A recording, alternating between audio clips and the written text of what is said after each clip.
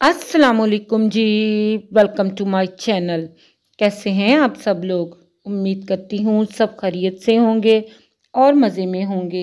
आज हम बनाने वाले हैं बहुत ही क्रिस्पी, बहुत ही करारे प्याज के पकोड़े। बहुत ही डिफरेंट और लाजवाब सी ये रेसिपी है और अगर आपने एक बार अपनी फैमिली को बनाकर खिला दिए तो बिलीव मी, आपकी फैमिली वाले आपके फैन हो जाएंगे।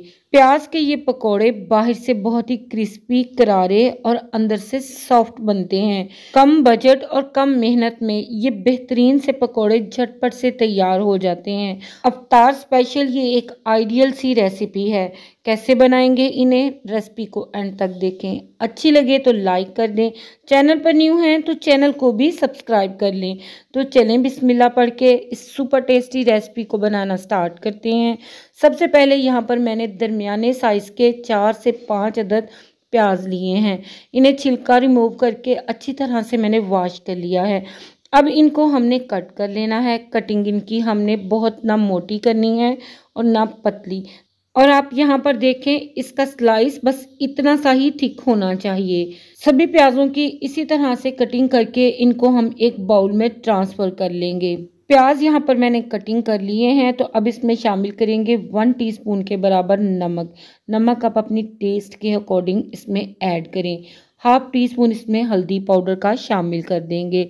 अब इसे हाथों से ही अच्छी तरह से मिक्स कर लेंगे और इसे छोड़ देंगे 4 से 5 मिनट के लिए। नमक लगाने से प्याज का जो सारा पानी होगा वो निकल आएगा और फिर हमें इसकी मिक्सिंग करते हुए बहुत ज़्यादा एक्स्ट्रा पानी ऐड नहीं करना पड़ेगा। 4 से 5 मिनट हो चुके हैं। अब हम इसमें शामिल करेंगे बाकी के स्पाइसेस। तो 1 टीस्पून इसमें कुटी लाल मिर्च ऐड कर देंगे और 1 टीस्पून इसमें मोटा कुटा हुआ खुशक धनिया शामिल कर देंगे। 1 टीस्पून इसमें मोटा कुटा हुआ ज़ीरा शामिल कर देंगे।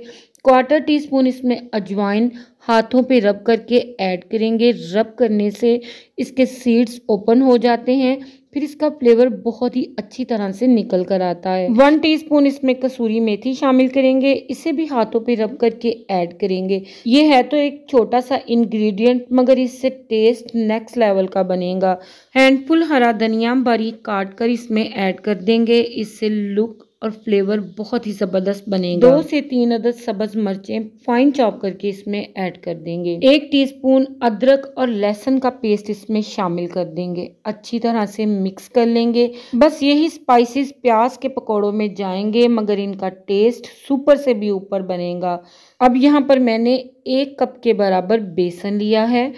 थोड़ा सा अभी मैंने फ़िलहाल इसमें से बचा लिया है, बाकी इसमें मैंने ऐड कर दिया है। आगे चल के हम देखेंगे हमें इसमें मज़ीद कितना ऐड करना है, लेकिन ऑलमोस्ट इतने प्याज के साथ 1 प्याली बेसन बिल्कुल परफेक्ट रहेगा। 2 टेबलस्पून इसमें मैंने चावल का आटा शामिल कर दिया है। अगर चावल का आटा आपके पास ना हो तो आप यहाँ पर कॉर्नफ्लोर भी ऐड कर सकते हैं। अब अच्छी तरह से इसको हम मिक्स कर लेंगे। जब ये मिक्स हो जाए तो फिर इसमें शामिल करेंगे पानी।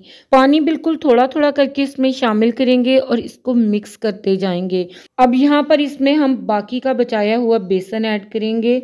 प्याज के ये पकोड़े हमने क्रिस्पी क्रंची से रेडी करने हैं तो इसमें थोड़ा थोड़ा सा करके पानी ऐड करेंगे और एक थिक कंसिस्टेंसी का इसका मिक्सचर रेडी कर लेंगे। बिल्कुल ऐसा कि जब हम इसे फ्राई करने के लिए पैन में ऐड करें तो ये बिखरे ना, बहुत ही अच्छी तरह से ये बाइंड रहे और एक परफेक्ट शेप का क्रिस्पी और क्रंची पकोड़ा रेडी हो।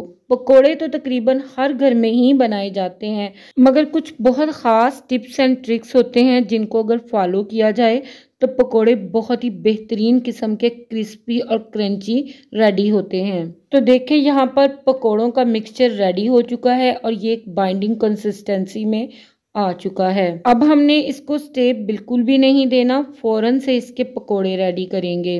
तो पकोड़ों को फ्राई करने के लिए ऑयल को मैंने पहले से ही गर्म कर लिया था। मीडियम हॉट ऑयल पे फ्राई होने के लिए 1 बाय 1 करके पैन में हम पकोड़े ऐड करते जाएंगे। ओवरलैपिंग हमने बिल्कुल भी नहीं करनी वरना ये आपस में स्टिक हो जाएंगे।